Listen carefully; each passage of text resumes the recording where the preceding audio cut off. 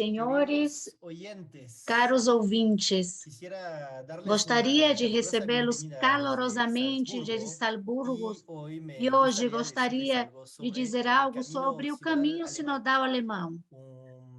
Um breve comentário preliminar sobre mim. Meu nome é Gregor Maria Hoff, eu sou professor de Teologia Fundamental e Ecumenismo na Universidade de Salzburgo, na Áustria, e estou envolvido como conselheiro teológico no Caminho Sinodal no Fórum Poder e Separação de Poderes. E é precisamente com essa perspectiva, poder e separação de poderes, que eu gostaria de compartilhar com vocês minhas reflexões sobre a importância da jornada sinodal. Para isso, oferecerei uma breve apresentação em PowerPoint, com a qual vocês poderão compreender um pouco melhor sobre a base de imagens e alguns textos do que se trata o caminho sinodal na Alemanha. Eu gostaria de colocar um sotaque sobre isso, gostaria de deixar claro a dimensão performativa desse caminho sinodal. Em primeiro lugar, os antecedentes.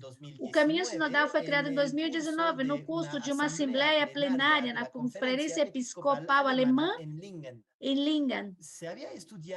O chamado estudo MHG, que tinha como tema abuso sexual por parte dos clérigos da Igreja Católica Alemã, e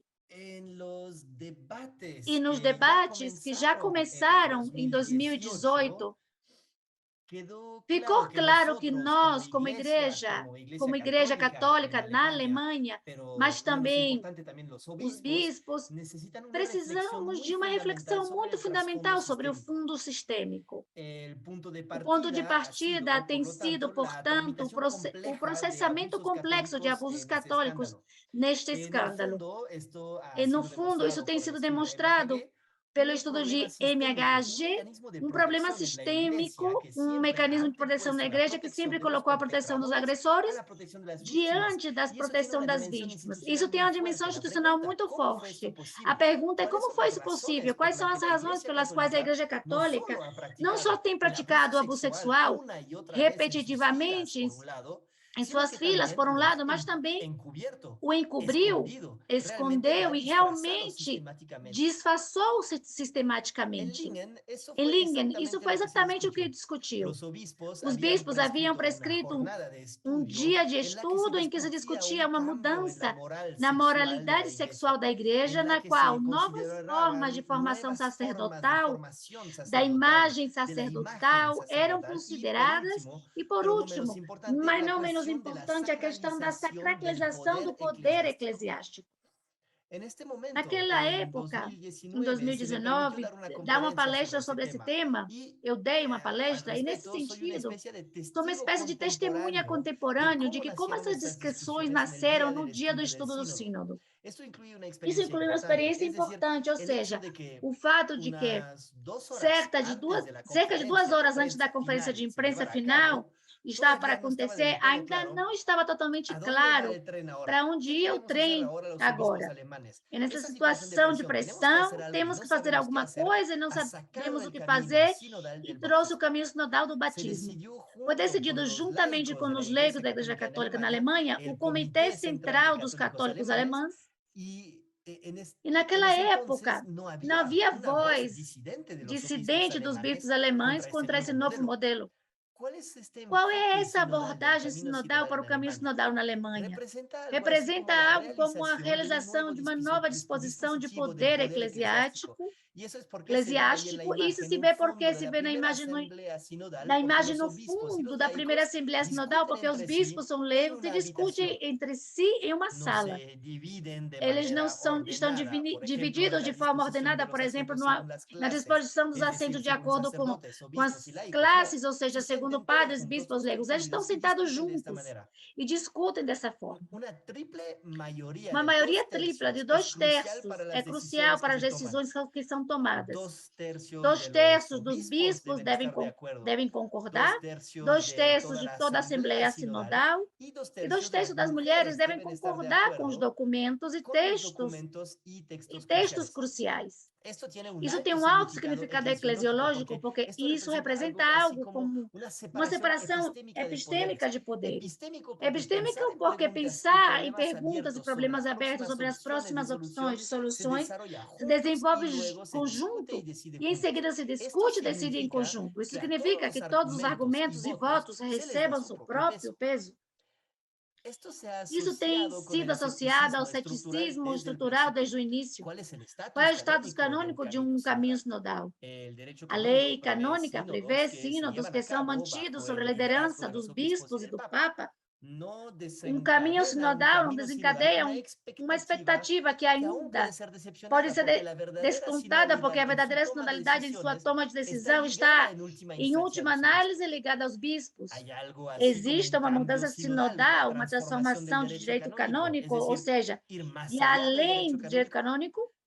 Desde o início, essas questões também têm sido discutidas de forma sinodal, e as soluções encontradas até agora, depois da terceira Assembleia Sinodal na primavera passada, ou seja, em fevereiro, março, todas as soluções foram encontradas no âmbito da atual lei canônica, ou seja, em que os bispos voluntariamente se comprometem com perspectivas de decisões apropriadas.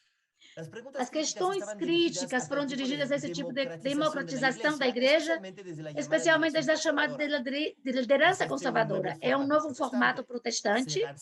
Uma igreja nacional será lançada aqui. As reformas estruturais não estão na vanguarda e na dimensão espiritual, e isso não é, no final, um abuso de escândalo de abusos, por assim dizer, em que reformas estão sendo promovidas aqui.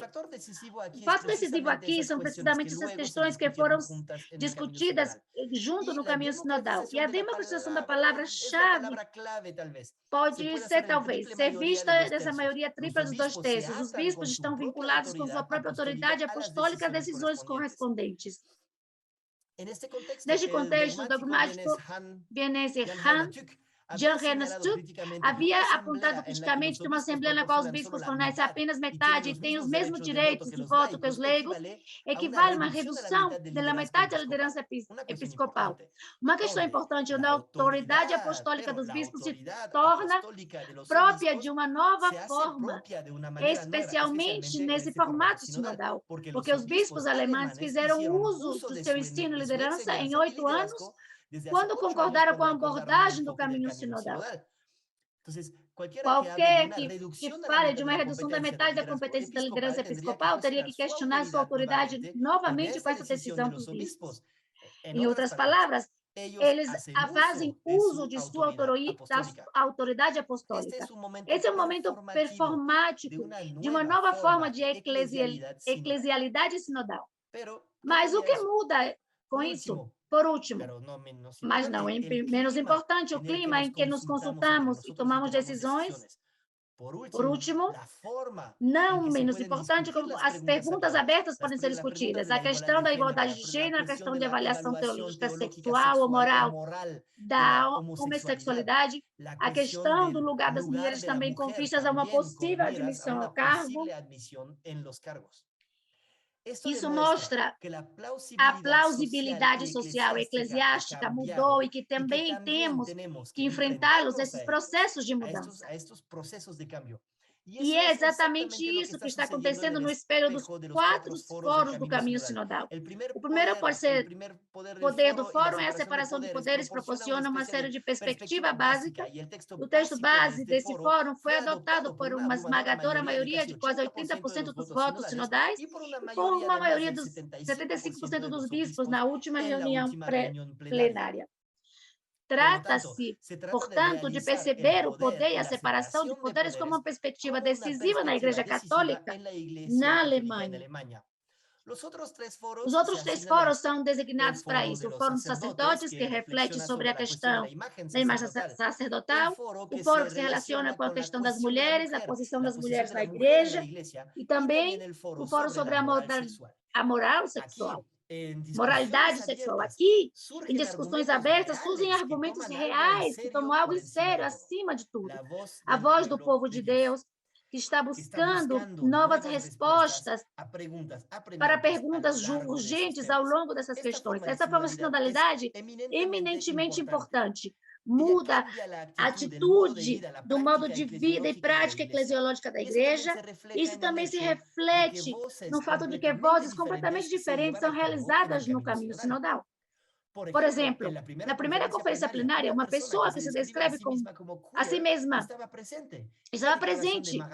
E a declaração de Maha Klein, obviamente, mudou um pouco atmosfericamente, mas também na avaliação teológica religiosa das pessoas queer. E na primeira conferência online, pela primeira vez, o Conselho Consultivo em questão, ou seja, o Conselho Consultivo da Conferência Episcopal Alemã, na qual estão representados os afetados por abuso sexual, tiveram voz, puderam apresentar sua perspectiva, e isso tem sido um sinal claro desde então.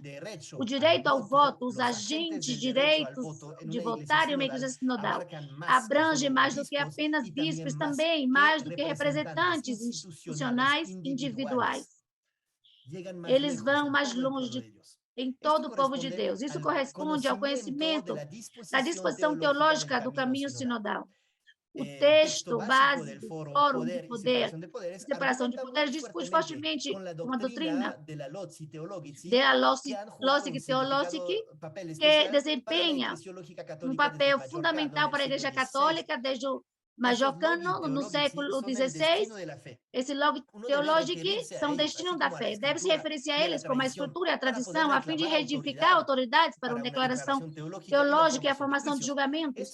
Esses log theologic incluem intérpretes, o Lossi, como os concílios e o magistério da igreja, o Papa, a igreja de Roma, os padres da igreja, mas também os chamados log theologic alienos, lugares estrangeiros e forâneos, como história, razão, filosofia. Hoje tem se dito que ciências culturais e muito mais, a que deve nos referir para trazer à tona o evangelho e o significado do evangelho de hoje.